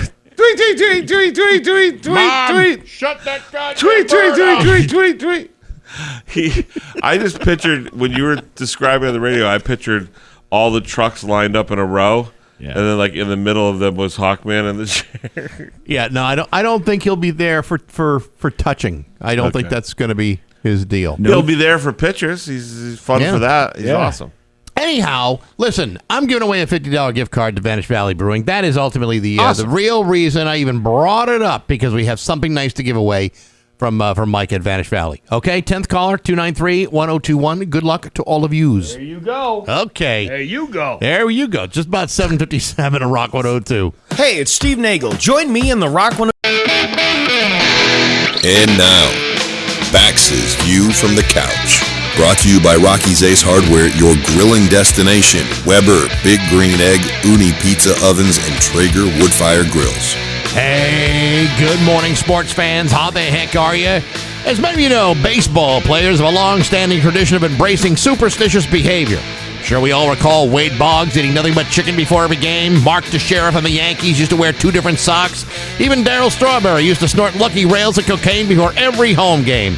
These are the kinds of ritualistic superstitions that could uphold a player's mojo. They are the sort of obsessive-compulsive behaviors that could reverse slumps, change the course of games, and wash away all the bad juju. And these sorts of well-documented behaviors are a long-serving part of standard baseball tradition, and it continues to this very day. For example, Seattle Mariners catcher Cal Raleigh, the runner-up for last year's MVP award, just ended a devastating slump in which he went over his last 38 at-bats. In fact, Raleigh has not had connected for a single hit since April 27th, which had been the longest active slump anywhere in baseball this season. And yet, he broke that slump by hitting 2 singles in last night's 10-2 pounding of the Houston Astros. So what did he do to shake out of it? According to reports, at the advice of his teammate, Seattle pitcher Logan Gilbert, he decided to wash off the bad juju by showering in full uniform. Now, I don't know about how you people are, but I prefer to do all of my personal hygiene to take place with my filthy clothes piled up on the floor. To me, there are other ways of cleansing my work clothes, usually in a cold water cycle with a high spin. But in this case, Cal Raleigh decided to soap up from head to toe and wash the slump away while he was fully clothed. Surprisingly enough, he smacked 2 singles the next day, thereby putting that slump to bed and validating Logan Gilbert's otherwise ridiculous suggestion. I mean, Cal Raleigh's a guy that hit nearly 60 home runs last year, 125 RBIs, and since late last month, he couldn't hit jack squat. Today, he's almost back on track. So the next time I have a bad day at work, which could start happening any second now, I think I'll just rinse off, just to see what happens. But hey, enough of my yapping. Sports brought to you by Rocky's Ace Hardware. Plan ahead, plant ahead. Go to Rocky's for grass seed, garden soils, fertilizers, for flowers and seeds. All summer rolls along, your yard and garden are going to look better and better. All because you got things going right now with a couple of trips to your neighborhood Rocky's Ace Hardware. I'm Bax. That's my view from the couch. Rock 102, Springfield's classic rock. Rock 102, Springfield's classic rock. It's 8:11 and Queen with Bax and Nagle on Rock 102. It's going to be cloudy today with a high of 63. Tomorrow, rain with a high of 59. It's 48 right now in downtown Springfield. Now, listen, before we get into anything else, let me just let everybody know that the Metallica keyword for this hour is the word stone. That's stone. S-T-O-N-E. As in S, like, holy smokes, I just won Metallica tickets in Las Vegas. Or T for tickets that I just won at Rock 102. O for, oh my God, I can't believe I won Metallica tickets. N as in, nobody but me is going to win those tickets. And E as in, everybody's trying to get my tickets to see Metallica at the Sphere in Las Vegas. Again, you go to rock102.com, you enter that keyword before midnight for your chance to win tickets. Airfare, hotel accommodations to see Metallica at the Sphere. Again, the word is stone. S-T-O-N-E. Like cover of the Rolling Stone. Rolling Stone. Gonna gotta see my picture on the cover. Stone. Gonna buy 5 copies for my mother. Stone. Gonna see my smiling face on the cover of the Rolling Stone. Good luck from Rock 102, Springfield's classic rock. By the way, that is not a Metallica song, just in case anyone is No, asking. but I'm sure they were excited when they saw their faces on the cover of the Rolling Stone. I'm sure they were. Yeah. They've been on there many, many times, assuming anyone still reads it. I owe them an apology because last week we were in here and I was saying how $500 to see Metallica is obscene, but I didn't realize it was $500 for the Sphere. Yeah, So but when they were selling tickets for what was it, Mohegan or Foxwoods, whatever it was, It's like Foxborough. $1,100. Yeah, But the Mohegan thing's a full weekend. It's 2 shows. You got to go to both shows, right? I don't know if it's. I don't know if you go to both shows. I but thought it was, but when they were at Gillette, there's no way they were $500 a ticket, right? Well, again, it's. I don't know what the actual price is when they were at Gillette, but it wasn't. I mean, it wasn't cheap. These were not cheap seats. Even at the very, very back row or the very top tier where your nose starts bleeding, you can barely get fresh air because of the elevation. But those are not cheap seats. Having been to the Sphere, you went in. I went in. My brother and I saw this. It was like this Earth documentary thing. It was actually very, very cool because it's an immersive experience. Like there are sounds and smells, and it's like an IMAX on steroids. It is one of the coolest things I have ever experienced. The seats vibrate. Here's a little tip though. Do not take an edible before you sit down. I was going to ask. That was my next question. That was literally my next question. So this whole thing is like it's like this documentary about Earth, and it starts out on like a regular movie screen. Yeah, and they're like describing like and in the beginning, 3 billion years ago, the planet cooled. And then when they do like the Big Bang, like the whole thing, it just explodes everywhere, all around you. And when you're on an edible in a theater like that, you're like, oh my God, I'm going to die. But good times, though. Yeah. It took me like 15 minutes to kind of calm down and realize that I'm in a movie theater. Yeah, that's like the problem, like IMAX films. Yeah. There was one a buddy and I years ago went to. I don't think it was the Museum. Maybe it was the Museum of Science. I'm trying to remember where the IMAX theater was in Boston. That's Museum of Science. You can see Pink Floyd's. Yeah. Well, we went to see. I don't even remember what it was, and the first thing you see is kind of like this trailer trying to get you all juiced up, and what it was a camera affixed to the bottom of someone's front bumper. Yeah.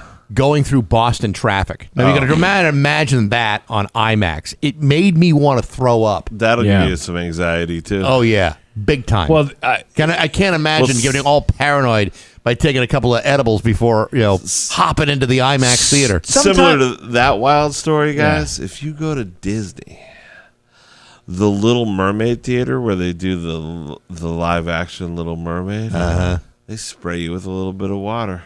Oh, yeah, you're right. Yeah, that 4D sense around thing. It smells faintly of Ariel, the water. One of the funniest videos I saw when I was researching the Sphere before I went, it was this very Earth documentary that I had seen. Yeah. And you're in this giant globe, and it's all around you. Like the picture is all, you can look behind you and see like you're in this African safari. And there's this one scene where this elephant is walking over you, and you can feel the ground shake and all this stuff.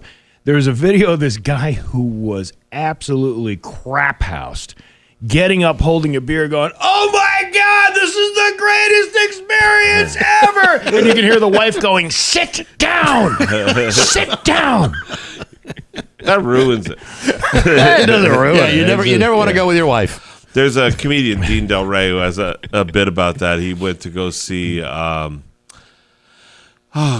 concert. Oh, the Grateful Dead, I think, at the Sphere, or Dead and Company. And he said he brought with him fungal stuff to take. And he sat down and he realized, no, it's going to be too much. And his friend next to him was like, "Give me them, I'll take them." But he had never done them before. Oh, boy. He said before you tell him to take it easy, the guy ate 7 grams of them. And because at one point a Harley Davidson smashes out through the screen, and all the guy did was stood up and goes, "No!" and then he ran out of the Sphere, and I haven't seen him since. It can definitely get you. It is one of those like mind tricking type of things. Everything about that whole experience, when you walk into the Sphere, it's got this huge lobby in there, and these escalators that go up to the not Holyoke Mall. How big is the actual inside working escalator? How big is the inside of it, though?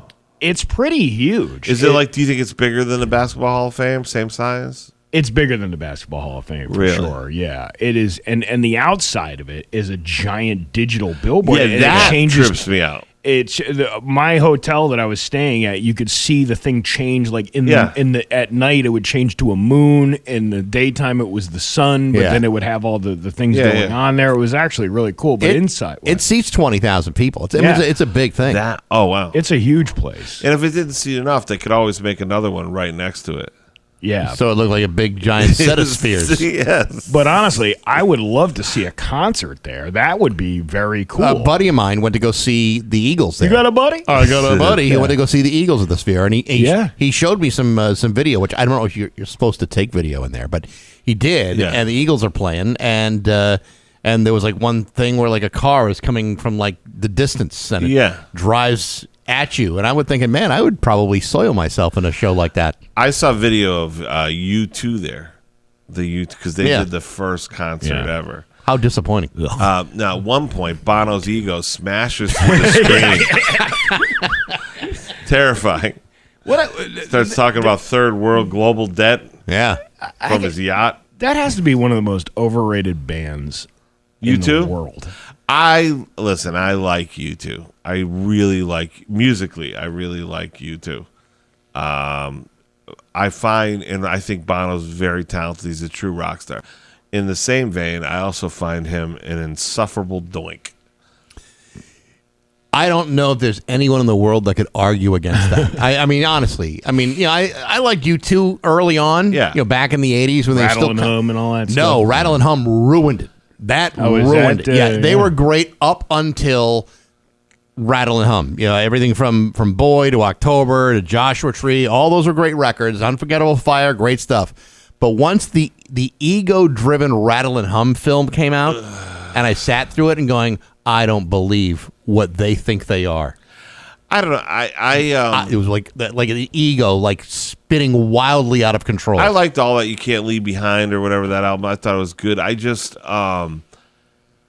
The thing that I find insufferable about him is he really would talk about how he wanted to eliminate third world debt, and he did try to do a lot to help Africa by eliminating third world debt.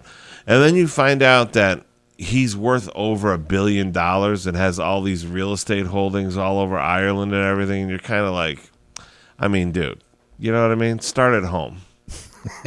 You know what I'm saying? You could eliminate third world debt for one country with just a portion of what you own. Yeah. The latest is that he is worth $1.07 billion. And you know what? I mean, no offense. I mean, everyone's got entitled to their opinion and their own value system, but the last person I care about how he feels about the world is a rock star. And if you have $1 billion and you're in entertainment, 100% you are at least on a brunch list for Epstein's Island. You have to be.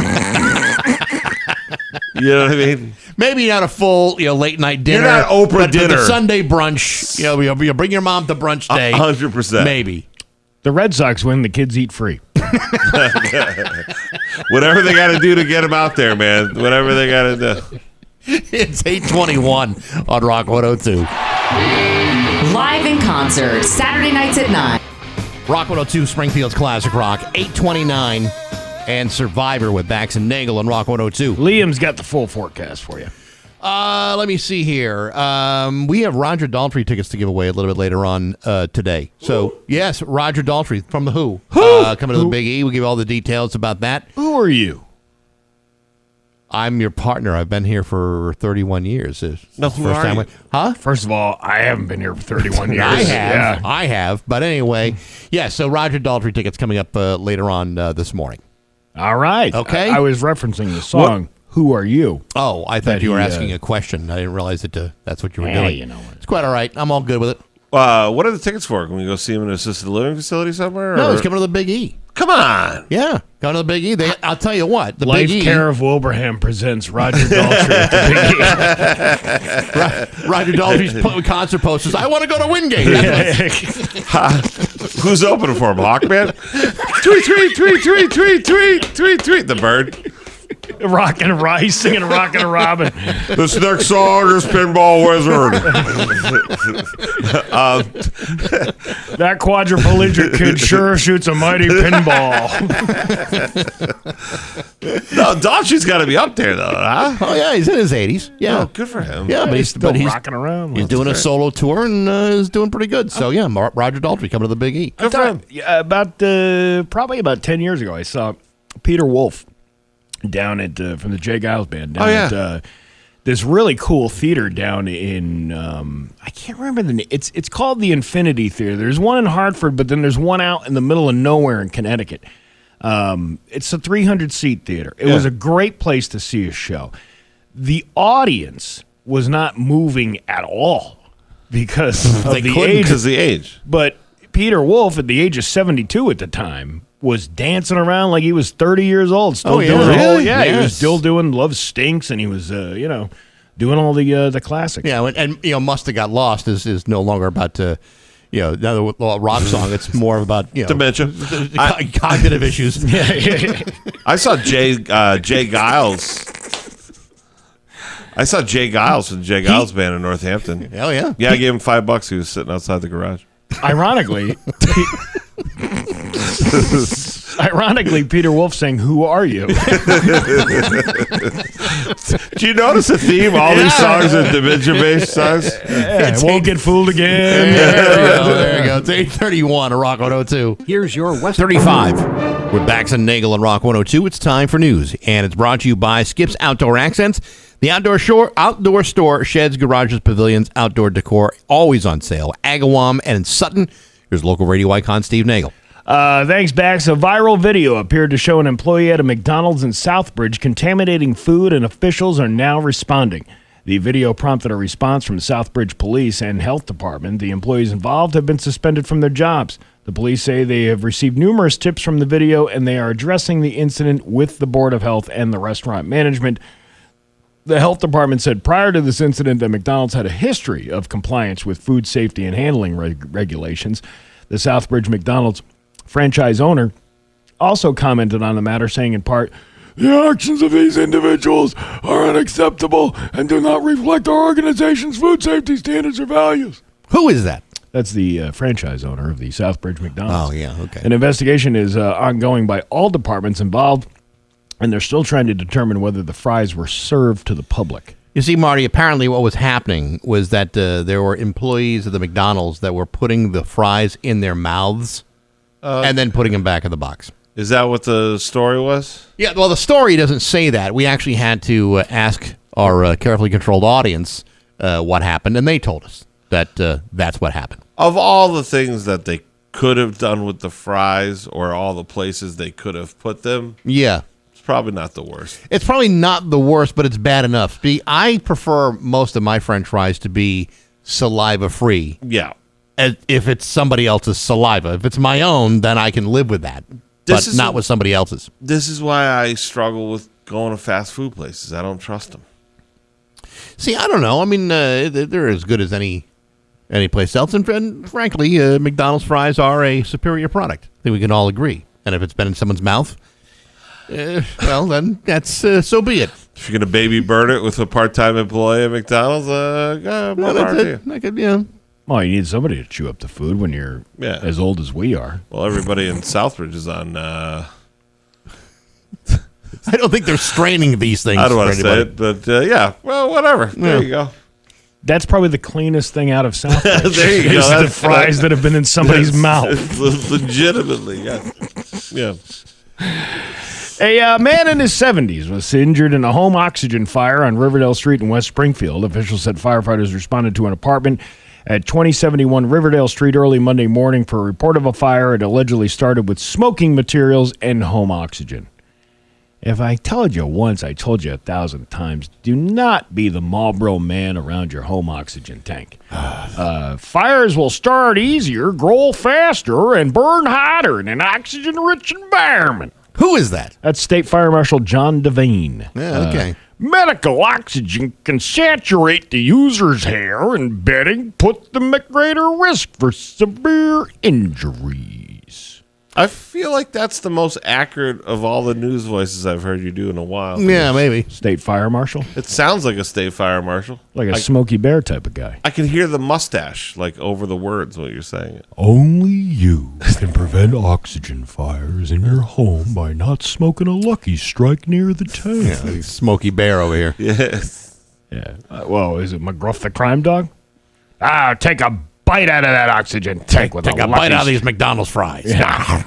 The fire was determined to be accidental. It reminds me of this. I used to work in a bar many years ago when I was in Syracuse. Mm-hmm. There was a couple, Betty and Hal. And Hal had some sort of problem that he needed an oxygen tank. Yeah. And Betty would drive the pickup truck around with the windows closed, smoking a cigarette as they pulled into the parking lot of the bar every Sunday afternoon at noontime to come in and have their Labatt's Blues and cigarettes. You know, I've done a lot of comedy in a lot of casinos. I have seen a lot of people smoking cigarettes on oxygen tanks. Well, when in Rome, you know. Yeah. You don't do that in your home, though. I don't think they do that in Rome. You do that at somebody else's house. Yeah. But how do you think Rome burned to the ground? I don't think they had oxygen tanks back then. Okay. You think Caesar had an oxygen tank and somebody Brutus came along with a Lucky Strike and lit it up? Et tu, Brute. Et tu, Brute.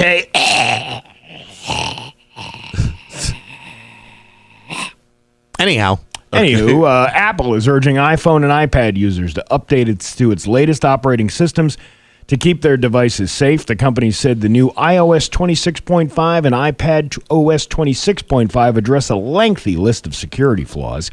Apple said it is introducing support for end-to-end encrypted RCS messaging at the beta level. Expert said hackers are using AI to find new ways to attack phones and tablets. If you weren't scared enough, now you can be even more scared. I'll tell you guys, this AI thing seems like it's awesome, huh? Things are going great. I haven't been all that impressed, frankly. I'm not impressed with regular intelligence, never mind the artificial kind. Think of all the ways it's made your life better. Bax. I'm going to need some time to think about that. Okay, all right. I'll get back to you when I figure something out. the amount of people who use this and think it's good, they're morons. The comedy posters blow my mind. Oh, the AI ones? Because it looks nothing like any of us when they. Yes. But why do you do it and then think that this is presentable to somebody to say, hey, you should come out and see the show of this guy whose name is right, but his face looks nothing like what we're the wave of the future. Even if it's wrong. Even if the future is inaccurate. It is, for what AI was promised to be, for what human beings are doing with it, terrible. I don't know why they pass it off as something good. The Coventry, Connecticut man accused of running an unlicensed transportation service is facing more than 24 new charges. This time around, Mitch Cloder is not only accused of taking money from customers he never gave rides to, he's also accused of using a company's credit card for personal use.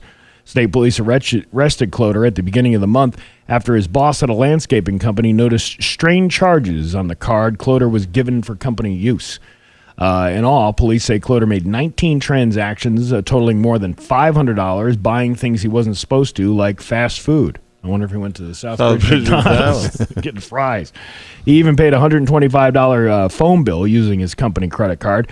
He's charged with larceny in the 5th degree and 19 counts of illegal use of a payment card. His boss went to police after he said he gave Cloder multiple chances to pay him back.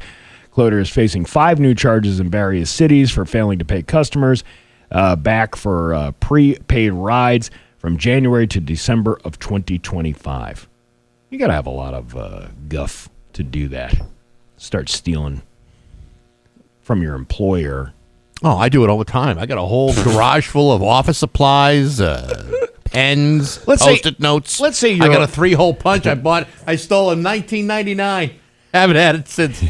You got to think about the landscaping company is open up and he's expecting a bill that has all those traffic cones for all the trucks that he's got. Yeah. One cone for each truck that he's got, and then all of a sudden he's like, "Oh, wait a minute, what's this McDonald's charge on here?" I was just laughing, thinking when you were like, you gotta have a lot of guff to steal from your employer. I just mentally pictured your house and the dining room table, but it had all the old office chairs from Rock 102. Yeah. That's not unrealistic. Yeah, we got a lot of great furniture there. Lighting your bathroom with the old on-air light. Yeah, I got the old Rock 102 tent. Never told them I took it. Yeah. Oh, you were the one. Your Pioneer Valley forecast today is going to be cloudy with a high of 63. Tomorrow, rainy with a high of 59. It's 48 right now in downtown Springfield. I'm Steve Nagle, and that's the news on Rock 102. Oh, yeah. Rock 102, Springfield's Classic Rock. It's 8:51, and Foreigner with Bax and Nagle on Rock 102. I could go for some meat candy right now. Yeah, well, you know what? I could go for nearly anything that's served over there at Vanish Valley. It's Restaurant Week coming up starting on June 6th in the studio to talk about it. Mike Rodriguez from the Vanish Valley and also Linda Collette from the town of Ludlow. Great to have both of you. Good morning. So you got to tell us what is going on for Restaurant Week. What is this all about? Oh, we've got lots of fun things happening with Restaurant Week. So our initiative is with our Get Lost in Ludlow group. So we had about 6 restaurants participating last year. Mike, you were one of them. And this year we have more than that. We have double. Really? So we're really excited about it. Now, Mike, what are you doing for it? We're doing a three-course dinner, appetizer, entree, dessert.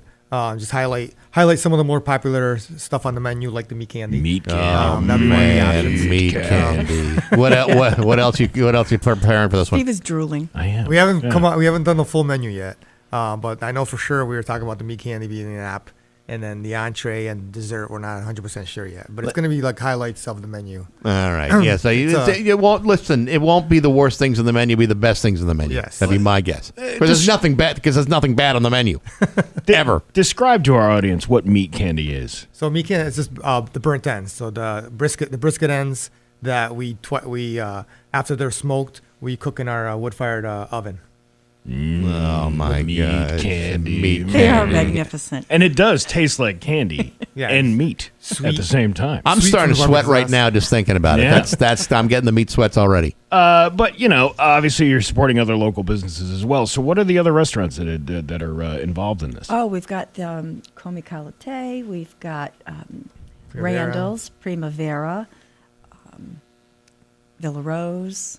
There's 13 of them. Wow. Mills, I think. Mills Tavern. Yep. So this is all part of Get Lost in Ludlow. I've been to Ludlow maybe like every week for years. I find it to be not that hard to get around. So I don't know how lost one can get in Ludlow, especially if you're looking for where the restaurants are all located, which is usually what I do. But tell us a little bit about Get Lost in Ludlow. What that's all about. That's our tourism campaign. So they really help us out with getting to know all of our restaurants, our businesses, and things like that. And you said 13 restaurants, and everyone's putting together like a specific menu for that whole week? Some are doing their own specialty menu that week with like Mike is doing. You've done that before too, with a special entree, something different off the menu. So they're doing whatever they choose to do. Very cool. Yeah, it sounds like Yeah, sounds like a good time. Oh, it's The awesome. idea is to raise awareness, all the restaurants, and bring people in to try different things that maybe they'd be afraid to come in out on another off. Well, hesitant. listen, no one should be afraid. Ludlow is not a scary town. I've been there. It's not frightening at all. Not at all. Do they have any Portuguese food in Ludlow anywhere? Just a tad. A little bit? Maybe a couple things. Couple things, yeah. Well, you can't really have enough of it, frankly, because these are our people. These are the things we oh, here he goes. Every meal should have fries and rice on the same plate. Every meal Double should carbs. have. Yes, of course. It builds you up. It builds stamina. All right, now what? Because I want to figure this out because I've asked this question before and I can never figure out what the name of the stuff is.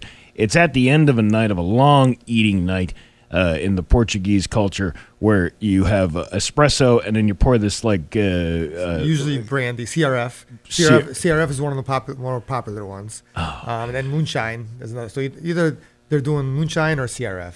Yeah, that's what I'm talking and you're about. wide awake while you're doing it with all the espresso they drink. You have the upper, Yeah. the upper and the downer at the same time. So espresso and a shot. So it balances out. So it's nothing but calmness. I don't know. Have you been to one of them Benfica dinners before? I don't know. Yeah, it's I don't know if there's anything calm about that, but it's, we do what we peaceful, can. but that's not as peaceful calm. as most of us Portuguese people ever get. All right, well there you go. After a good day of fishing on the sea, this is what we do. And this is our second week doing it. I mean, our second year, I should say, doing it. So last year, the restaurants that did participate really saw a lot of foot traffic coming in, and for a long time afterwards. So we're really excited that 13 restaurants this year. That's awesome. And it focuses on local business and bringing people and from Casa all over. Pizzeria just expanded their restaurant area too. So we're excited to see that. Oh yeah, I saw pictures of it. Yeah, it's pretty cool. It's looking pretty swanky. Absolutely. And again, this is happening June 6th through the 14th. So you guys, there's no reason not to go. None. No excuse. No reason. Ludlow's a beautiful town. Great place to go. Great place to eat. Yeah. And a lot of these restaurants are open for lunch as well. So you could do lunch out and dinner in a different place. It's all good. You got a whole day planned for us. That's right. We should go on a whole Ludlow tasting thing one day. A food tour of Ludlow. Me and you. And Marty would do it too. Come and get lost in Ludlow, Steve. Come on. Oh, I've been lost in Ludlow before. Many times. Many times. You were with Chip on the Riverwalk. Oh, yeah. That's a nice river walk. Bagel, they're participating too. Chip and I are going to be doing it soon too. Where we talk. I don't know how long the walk is going to be, but I like believe 1.1. you said, "Can we sit and do this?"